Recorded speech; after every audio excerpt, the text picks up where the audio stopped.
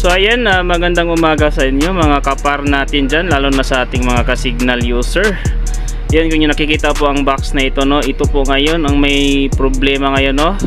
Madalas sa mga customer, marami pong nagme-message sa akin ngayon, no, nagko-comment po sa aking last year pa na video. Kasi nga muli po nag-uuta upgrade po ang ganitong klase nga box. Ito yung GUA ACITMO20 or yung Guangmao po ang code nito, no, Guangmao. Meron akong video dito last year, merong nagko-comment, marami pong nagme-message sa akin.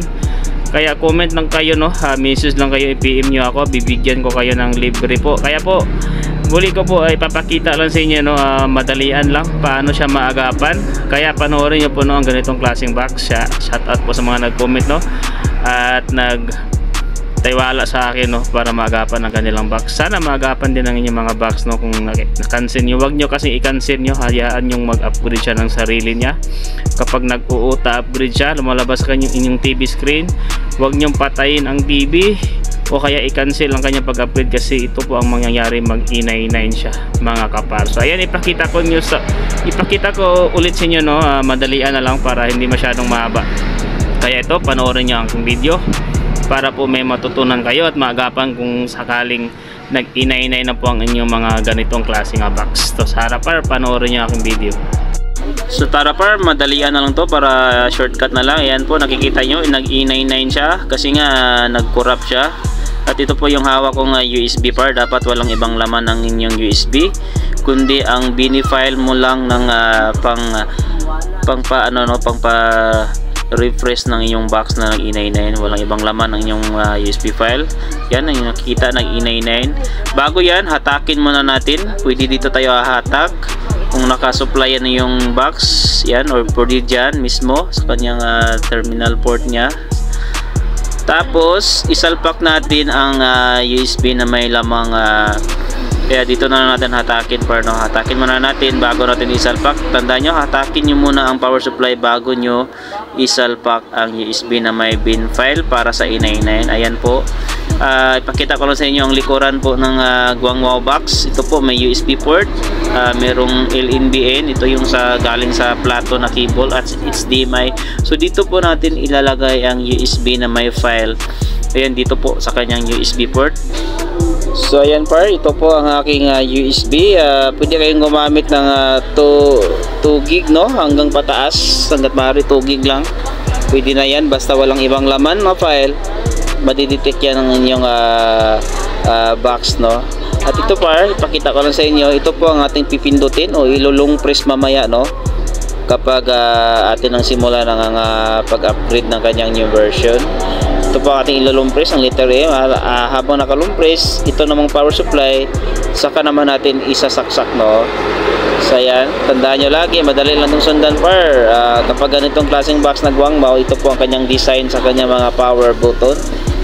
Meron siyang letter M. Kaya par, umpisahan na natin. Pero bago yan, ilong press muna natin ang kanyang letter M.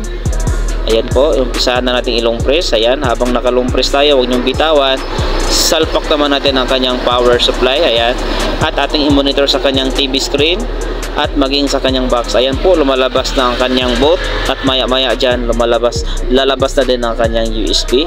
Pag lalabas ng kanyang USB, ibig sabihin na-detect na niya ang kanyang pin file. Ayan po, lumalabas na po ang kanyang USB file, ang kanyang USB.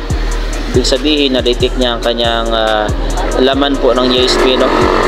At yan, kapag hindi lumalabas ang logo sa signal, pwede natin siya bitawan at ating i-power on mismo sa kanyang box, or pwede din sa kanyang signal remote. Yan, hindi talaga lumalabas, so pwede natin siyang i-power on directly po sa kanyang box, no, or pwede din sa kanyang remote kung meron kayong remote. Ayan par. Yan. So ayan po. Ayan. So ayan, successful po tayo, no, mga ka-signal. Ayan. Wow. Hinaan ko muna. So yan po ang nangyari, no, mga ka-signal, no. Minsan kusa siyang nag-on talaga, no, sa kanya. Tapos ngayon ang hindi siya nag-on sa kanyang sarili, kaya po inaalalayan ko na lang ng pag-on, no. Importante po, no, gumana na siya ulit, no, kung makikita nyo. Ayun, no. Diba? Tapos pakita ko lang sa inyo, no, yung quality niya. Ito po yung klase ng box na pang 85, no? Wow! Yan, kita natin sa iyo, no? Punta tayo sa kanyang signal test. Wala na pong problema yan, no, mga ka-signal. Okay na po siya, no? Naagapan na po natin ang kanyang box. Ayan, 85 na po siya, no? Ayan. Wow!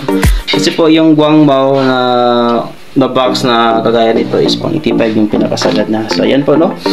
That's Ganda pretty na po kasi good. din ng mga ka-signal, no? Ayan, salamat, no? At pag successful po ang ating ginagawang pag, no? Wow! Upgrade ng kanyang system. Tingnan natin kung may load ba to. Meron pa palang load to, no? Itong pong box ay isa kaibigan ko, no, na installer din. Ang nangyari kasi wala siyang USB, no? Or maaring hindi tinapos ang kanyang pag-upgrade, kaya ang nangyari is nag-corrupt ang kanyang system. Okay, no? Lalo na sa pagkukumpuni po ng ating mga signal. So, ayan, mga kapare ko, mga ka-signal. Hanggang dito lang po ang ating video.